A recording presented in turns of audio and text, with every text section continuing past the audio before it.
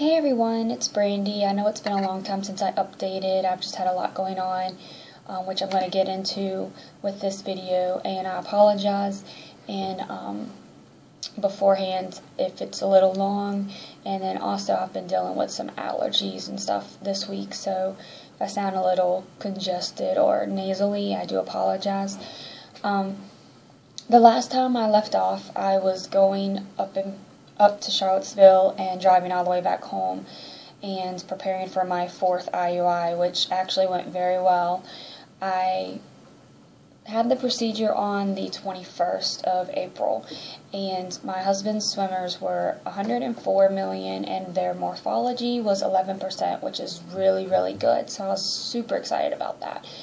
Also, I had 2 follicles. One was on my left side and one was on my right side, so that was another plus for us. I didn't have too much discomfort with this process, and I honestly didn't have any abnormal side effects from the drugs or anything, just our standard normal symptoms, I guess. And I definitely did not symptom test myself. I didn't, if my breasts were sore, I didn't say, oh, well, I'm pregnant. I really just had too much going on to even think about my symptoms.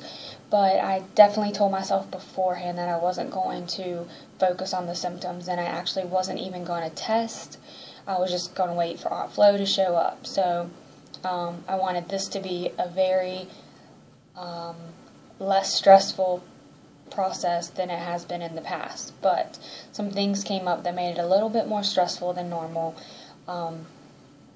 I have, long story short, I have 2 animals. One's a female dog and one's a female cat that live with my parents. The reason why they live with my parents is I got them when I first graduated high school back in 2000, and they lived with me and my boyfriend at the time. But when we split up, I ended up moving back home for a little while I was going to school, and then I moved out and got an apartment to which I could not have animals, so my mom and dad decided that they would keep them for me, and I basically paid child support for them. Like, if they needed to go to the vet, I paid for that, took them to the vet. If they needed food or cat litter or anything like that, I helped fund that. So basically they were just living at my parents' house, but I was supporting them. So anyway, my mom called because my dog Samantha was not feeling very well, and she wasn't acting normal. She would lay on the couch and not really move. She would wag her tail and she'd lift her head up and stuff, but she wouldn't get off the couch for one reason or another. And even she wouldn't take treats.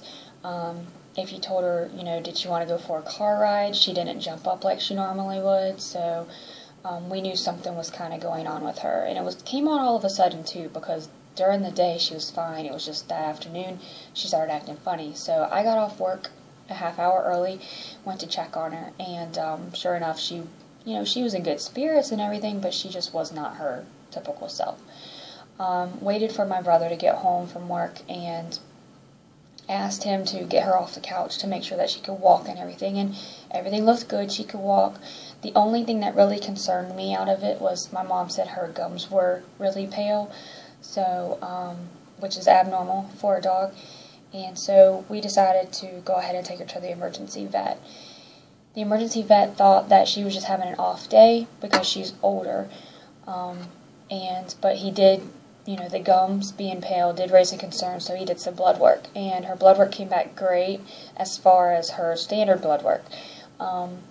He said that, he wouldn't believe that she was as old as she was because it came back so good.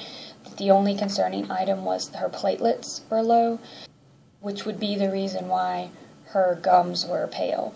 So her red blood count was really low and her white blood count was really high. So he at first thought it was just an autoimmune disorder of some sort and recommended a blood transfusion. The blood transfusion would basically perk her up for a few days, and then if she was it would give her time to figure out what was going on, basically through tests and everything else. He also recommended us taking her to Virginia Tech, which is a university near us, really close to us, and doing a CAT scan or a CT scan. And The only problem I had with that was that it's about $1,000 to do that. The only thing it would show is if she has cancer or not. And my problem was, she's so old, if they do find cancer, I still have to put her to sleep. If they don't find cancer, then I have to go through all these other tests to figure out what's wrong with her. And she's so old, I didn't really want to put her through all that. So he agreed that he would do a couple more tests for me, and we would consider the blood transfusion just to give it a try. And then, but he wanted to do an x-ray of her lungs first. So I told him that was fine. He did the x-ray and he found a spot on her lungs, but he couldn't determine if it was cancerous or not, or if it was just something, maybe she had something in her lungs we didn't know about. So he offered to send it off to his teammates who deal with the radiology part of it, and they usually respond within an hour. So I went home and sat with my family, kind of went over the what ifs, and an hour later I called him back, and he said that the one spot that he saw actually was 3 spots. The way he looked at it was she was on her one side and he could see it, then he flipped her over and he could see it again, but when he flipped her over like on her stomach, he couldn't see it, so he figured it was behind her heart, so he only thought it was 1, but come to find out it was 3. So, and being that it was 3, they think that the cancer was in another organ, like her, you know, either her kidneys or her liver or her spleen or stomach, wherever, and it had progressed into her lungs, meaning that it was pretty aggressive, and the blood transfusion would only give her a few days and to come home and kind of spend with us, but then we have to turn around and make the decision to put her to sleep, so, which was inevitable. So as a parent, I guess, I made the decision to put her to sleep. It was the most hardest thing I have ever done in my entire life. She was my first pet, and I maxed out my credit cards to get her. She was at a pet store, and she was a Beagle Lab mix, meaning she was a mutt, and yet I paid about $1,000 for her, and to get all the stuff that I needed to, you know, like a dog bed and food bowls and food and everything else. And so she was my first official baby. I don't regret doing it. It was definitely hard, but I don't regret it. I could tell in her eyes that it was just time.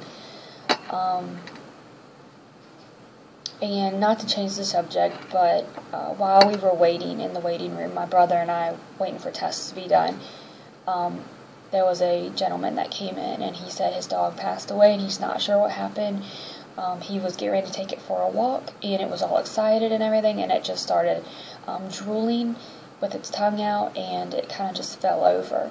So the vet went outside to bring the dog in, and the guy was paying for the cremation part of it, and the nurse, or the vet tech rather, came back out and said, you know, I don't want you to leave without knowing what happened to your dog. She said, so she showed him, and basically it was she had this long utensil that had like tweezers, I guess, on the bottom of it, and at the end of that was a rawhide bone, and it was flat, and what happened was it actually got into the throat of the dog, and it curled up, and then it was actually blocking the airway and everything. So this guy's dog passed away because a rawhide got stuck in its throat, and even if he knew the rawhide was in his throat, it was so far down the dog's throat, the gentleman would not have been able to get it out. It would have been impossible. So after that, the guy left, and he was crying, and I just, my heart broke for him. And he was married, so I could only imagine his family he had to go to, either whether he had, I mean, he had a wife, obviously, but whether he had children or not, going home and saying the dog passed away because it choked on a rawhide.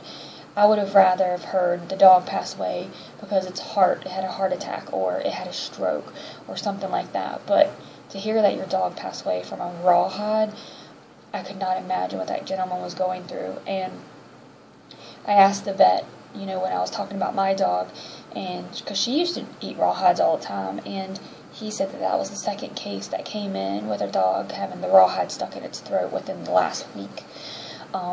the last one was a Boston Terrier, and he was able to save it because it got to the office in time. But he said most dogs don't make it to the doctor's office in time. So anyone out there who feeds your dogs rawhides, I'm not saying don't feed it to them, but please make sure you are watching them 100%, because little things like this can happen and your dog could be taken away from you unexpectedly. And I don't give my dog rawhides for this reason, and I will continue never to give any of my dogs rawhides.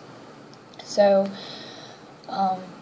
yeah, needless to say, Thursday evening was a very emotional day for us, and I did have my dog cremated, which I should be picking up her ashes today, but I think I'm going to wait till next week, because that following Monday, the cat that I had gotten around the same time, she had been sick, and we had been talking about putting her to sleep, but we were trying to hold off. We were giving her vitamin B shots and just different things. She had lost a lot of weight, and I knew the time was coming to put her to sleep as well. We just figured we might be. She didn't have any cancer like signs. We did tests on her. She didn't have anything abnormal, so it was just kind of weird. And we considered it was old age, and we would know when the time to come was. But anyway, she ended up passing away that following Monday, so that was really hard too.